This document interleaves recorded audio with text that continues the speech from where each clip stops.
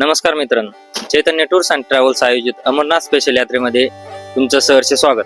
मागच्या भागामध्ये आपण अमृतसर येथील सुवर्ण मंदिर आणि वाघा बॉर्डरवरील देशभक्तीचा सोहळा बघितला आणि आता आपली बस तिथून पंजाब मधून निघून थेट पुन्हा एकदा प्रवेश करत आहे राजस्थान मध्ये. आणि आपण इथे बघणार आहोत पिंक सिटी म्हणजे जयपूर, अमेरपूर आणि ब्रह्माजीची नगरी असलेले पवित्र पुष्कर आणि खाटू श्यामजी यांचा दरबार. पंजाबवरून निघून आपली बस सर्वात आधी पोहोचते ते सिकर जिल्ह्यातील श्री खाटू श्यामजी यांच्या पावन दरबारात. जय श्री श्याम आणि हरे का सहारा बाबा श्याम हमारा या जयघोषाने संपूर्ण खाटू नगरी दुमदुमून गेलेली असते. मुख्य मंदिरात पाऊल ठेवताच अलौकिक फुलांनी सजलेलं बाबा श्यामचे हे मनमोहक रूप पाहून मन भक्तीने लीन होऊन जाते.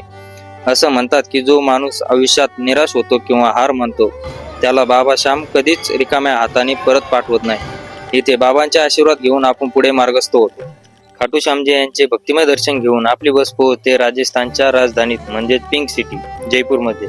जयपूरमधील गुलाबी रंगाच्या ऐतिहासिक इमारती पाहत आपण थेट पोहोचतो अवाढव्य अशा आमेर फोर्टला.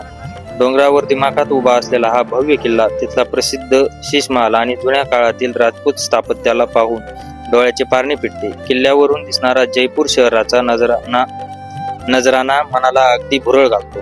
आमेरपूर फिरून आल्यानंतर सर्व प्रवाशांना स्वच्छ अशा रूम देण्यात आल्या आणि महाराष्ट्रीयन पद्धतीचे शुद्ध शाकाहारी जेवण देण्यात आले.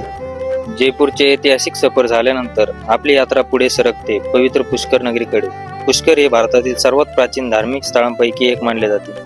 इथे आपण पवित्र पुष्कर सरोवराच्या घाटावर दर्शन घेणार आहोत. सरोवराच्या शांत वातावरणात पाऊल ठेवताच प्रवासाचा सगळा थकवा पळून जातो. याचसोबत संपूर्ण जगात भगवान ब्रह्माजीचे अत्यंत दुर्मिळ असे मुख्य मंदिर याच ठिकाणी आहे. ब्रह्माजीचे दर्शन घेऊन आणि आशीर्वाद घेऊन आपला हा राजस्थानचा टप्पा पूर्ण होतो. तर मित्रांनो, खाटू श्यामजी, जयपूर सिटी आणि पवित्र पुष्कर, तुम्हाला हा भाग कसा वाटला मला कमेंट करून नक्की सांगा आणि आपल्या चैतन्य टूर्स अँड ट्रॅव्हल्स या चॅनलला सबस्क्राईब करायला विसरू नका. आता या महायात्रेचा शेवटचा भाग बाकी आहे, म्हणजे मध्य प्रदेशमधील महाकालेश्वर ज्योतिर्लिंग यांचे दर्शन घेऊन आपण या यात्रेचा शेवट करणार आहोत.